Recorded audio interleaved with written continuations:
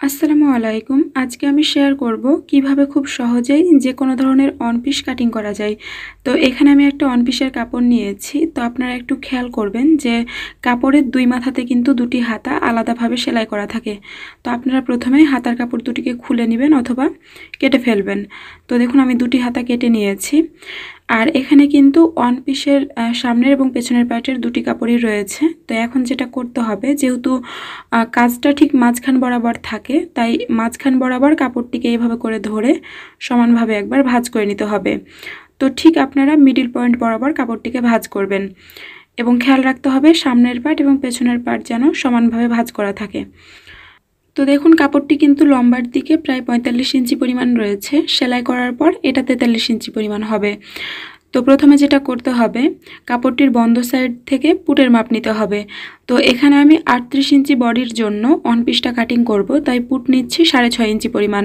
তো এবার যতটুকু পুট নিয়েছি তার চাইতে আরও হাফ ইঞ্চি বেশি নিয়ে কাপড়টির ওপর থেকে 7 ইঞ্চিতে আর্মহোলের জন্য মার্কিং করে নিচ্ছি। তো আপনারা যদি কামিজটি একদম ফিটিংভাবে পরতে চান তাহলে 7 ইঞ্চি নেবেন, আর যদি একটু লুজ করে পরতে চান তাহলে আরও হাফ ইঞ্চি বাড়িয়ে তারপরে দাগ কাটবেন। তো এখন আমরা যতটুকু আর্মহোলের জন্য লম্বা নিয়েছি ঠিক সেই পরিমাণ লম্বা অনুযায়ী আর্মহোল থেকে 7 ইঞ্চি নিচে কামিজের পেটের জন্য মার্কিং করে নিলাম। এখন কাপড়টির একদম ওপর থেকে কোমর বা হিপের মাপ নিতে হবে। তো এখানে আমি মাঝারি উচ্চতার জন্য কাপড়টির ওপর থেকে 19.5 ইঞ্চিতে মার্কিং করে নিচ্ছি। যারা একটু বেশি লম্বা তারা চাইলে এটা 21 ইঞ্চি বা 21.5 ইঞ্চিও নিতে পারেন। তো এবার এই যে কোমরের এইখানে এবং কামিজের পেটের এইখানে প্রথমে সোজা করে দুটি দাগ কেটে নিতে হবে। তো এটা হচ্ছে কামিজের বডি লাইন, এটা হচ্ছে পেটের লাইন এবং এটা হচ্ছে কোমর বা হিপের লাইন। তো প্রথমে আমাদের এইখান থেকে কামিজের বডির মাপ নিতে হবে। তো এখানে কামিজের বডি হচ্ছে 38 ইঞ্চি, কিন্তু কাপড়টি যেহেতু 4 পাটে রয়েছে তাই 38-এর 4 ভাগের 1 ভাগ নিতে হবে। তো 38-এর 4 ভাগের 1 ভাগ হয় 9.5 ইঞ্চি এবং সেই সাথে আরও 1 ইঞ্চি বাড়িয়ে নিতে হবে সেলাইয়ের জন্য। তো এরপর একই রকমভাবে কামিজের পেটের মাপ নিতে হবে। তো এখানে কামিজের পেটের মাপ হচ্ছে টোটাল 34 ইঞ্চি। 34 ইঞ্চিকে 4 ভাগ করলে হয় 8.5 ইঞ্চি এবং 1 ইঞ্চি বেশি নিচ্ছি সেলাইয়ের জন্য। এরপর এখান থেকে কোমর বা হিপের মাপ নিতে হবে। তো অধিকাংশ ক্ষেত্রে কিন্তু বডির যেটা মাপ হয় কোমর বা হিপের মাপটাও কিন্তু সেটাই হয়, অর্থাৎ সেম হয়। তো এবার যেটা করতে হবে, ভেতরের দাগগুলোকে প্রথমে ভেতরের দাগের সাথে এবং বাইরের দাগগুলোকে বাইরের দাগের সাথে স্কেল দিয়ে মিলিয়ে দিতে হবে। তো এখন আমাদের কামিজের হিপ থেকে একদম নিচ পর্যন্ত একটা দাগ কেটে নিতে হবে। তো আপনারা চাইলে এই ধরনের লম্বা স্কেল দিয়ে হিপের বাইরের দাগটিকে একদম নিচ পর্যন্ত মিলিয়ে দিতে পারেন। তো এরপর আমাদের কামিজের আর্মহোলের জন্য একটা শেপ দিতে হবে। এজন্য আর্মহোলের লম্বার মিডিল পয়েন্টে প্রথমে একটা মার্কিং করতে হবে এবং এই কর্নার থেকে 1.5 ইঞ্চি বা তার চাইতে 1 সুতা কম নিয়ে একটা মার্কিং করতে হবে এবং এইভাবে করে রাউন্ড করে একটা শেপ দিয়ে নিতে হবে। এরপর সামনের পাটে তালপাটের জন্য এইখান থেকে 1.5 ইঞ্চি ভেতরে একটা মার্কিং করতে হবে এবং আগের শেপ অনুযায়ী 1.5 ইঞ্চি ভেতর দিয়ে আরও একটা দাগ কেটে নিতে হবে। তো এখানে আমি আলাদা রঙের চক ব্যবহার করেছি তালপাটের অংশটিকে বোঝানোর জন্য। তো এরপর আমি কাপড়টির বন্ধ সাইড থেকে কামিজের গলার চওড়ার মাপ নিব। তো এখানে আমি গলার চওড়া নিব 3 ইঞ্চি থেকে 1 সুতা কম। আপনারা চাইলে কিন্তু 3 ইঞ্চিও নিতে পারেন। এরপর আমাদের গলার লম্বার মাপ নিতে হবে। তো পেছন গলার জন্য লম্বা নিব 5 ইঞ্চি পরিমাণ এবং সোজা করে একটা দাগ কেটে নিব।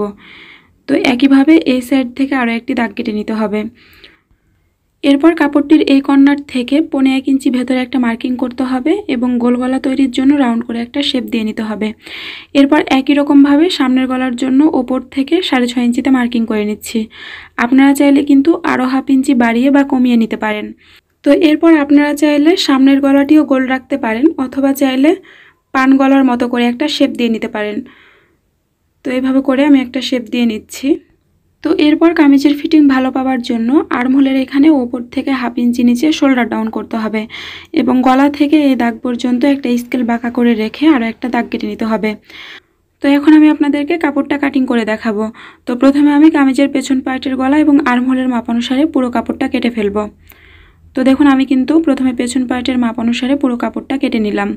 এখন যেটা করতে হবে, কাপড়টিকে প্রথমে এইভাবে করে মেলে নিতে হবে এবং ভেতর থেকে পেছন পার্টের কাপড়টা আলাদা করে নিতে হবে এবং সামনের পার্টের কাপড়টিকে ভালো করে মাঝখান থেকে মিলিয়ে ধরে সমানভাবে একবার ভাঁজ করে নিতে হবে।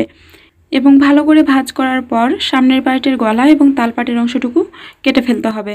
তো দেখুন আমাদের কিন্তু কাপড়টি কাটিং করা কমপ্লিট হয়ে গিয়েছে। এখন আমি কামিজের হাতা কাটিং করব। এজন্য একটা হাতার কাপড় রাখতে হবে সোজা দিকে এবং এর ওপর অন্য হাতার কাপড়টিকে উল্টো করে রাখতে হবে এবং দুটি কাপড় অবশ্যই একসাথে ভালো করে মিলিয়ে রাখতে হবে। এরপর হাতার কাপড়ের মিডল পয়েন্ট বরাবর এভাবে করে একবার ভাঁজ করে নিতে হবে। তো এরপর আমাদের হাতার লম্বার মাপ নিতে হবে। তো মুহুরির এখানে যেহেতু একটা বর্ডার লাইন রয়েছে, তাই আমি এই লাইনটিকে বাঁচানোর জন্য মুহুরির দিক থেকে লম্বার মাপটি নিব। তো এখানে হাতার লম্বা হবে 18 ইঞ্চি পরিমাণ, 2 ইঞ্চি বাড়িয়ে নিলাম সেলাইয়ের জন্য। এখন বাইরের কাপড়টুকু কেটে বাদ দিয়ে নিতে হবে। তো এরপর আমাদের কাপড়টির এই সাইড থেকে আর্মহোলের লম্বার মাপ নিতে হবে। তো কামিজ কাটিং করার সময় আপনারা আর্মহোলের জন্য যতটুকু লম্বা নেবেন এখানে তার চাইতে 1.5 ইঞ্চি বাড়িয়ে নেবেন। তো এখানে আমাদের কামিজের আর্মহোলের লম্বা ছিল 6.5 ইঞ্চি, তাই এখানে কাপড়টির লম্বা আমি 8 ইঞ্চি রাখছি, অর্থাৎ পুরো কাপড়টি রেখে দিচ্ছি। এখন কাপড়টির ওপর থেকে আর্মহোলের শেপ দেওয়ার জন্য 4 ইঞ্চি নিচে একটা মার্কিং করতে হবে এবং এইখানে সোজা করে একটা দাগ কেটে নিতে হবে। এখন কাপড়টির ওপরের অংশের মিডল পয়েন্ট থেকে এই কর্নার পর্যন্ত বাঁকা করে একটা শেপ দিয়ে নিতে হবে। তো এখন বন্ধ সাইড থেকে মুহুরির মাপ নিতে হবে। তো মুহুরি হচ্ছে 10 ইঞ্চি, 10-এর অর্ধেক 5 ইঞ্চি এবং 1 ইঞ্চি বেশি নিলাম সেলাইয়ের জন্য। এখন মুহুরির বাইরের দাগটিকে আর্মহোল পর্যন্ত স্কেল দিয়ে মিলিয়ে দিতে হবে।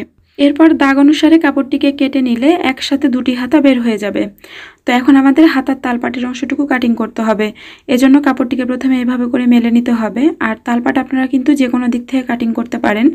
এজন্য মিডল পয়েন্ট থেকে এক সাইড পর্যন্ত মাপ নিয়ে ঠিক মিডল পয়েন্টে একটা মার্কিং করতে হবে এবং ওপর থেকে 1.25 ইঞ্চি নিচে একটা মার্কিং করে দাগটিকে দুই দিকে কিছুটা বোটের মতো করে মিলিয়ে দিতে হবে। তো এরপর দাগ অনুসারে কাপড়টি কেটে ফেলতে হবে। তো দেখুন আমাদের কিন্তু হাতার তালপাটের অংশটুকু কাটিং করা কমপ্লিট হয়ে গিয়েছে। তো এবার আমি কামিজের গলার পট্টির কাপড়টা কাটিং করব। এজন্য সাইড থেকে যে কাপড়গুলো বের হয়েছিল সেই কাপড়গুলোকে আমি জোড়া দিয়ে একটু বড় করে নিয়েছি এবং কাপড়টিকে এক সাইড থেকে একবার ভাঁজ করে নিলাম। এরপর আমি এখানে কামিজের সামনের পার্টের কাপড়টি নিয়েছি এবং কামিজের যেদিকে আর্মহোল থাকবে সেই দিকটা কিন্তু নিচের কাপড়ের খোলা সাইডের দিকে থাকবে এবং কাপড় দুটিকে বন্ধ সাইড থেকে ভালো করে মিলিয়ে রাখতে হবে।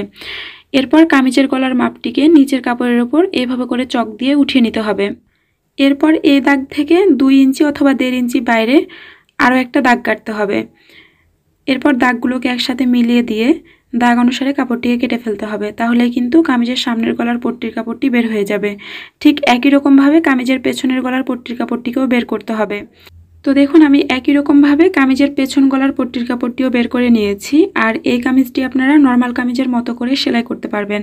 তো আশা করছি ভিডিওটি আপনাদের ভালো লেগেছে। ভালো লাগলে প্লিজ একটা লাইক দেবেন। সবাই ভালো থাকবেন।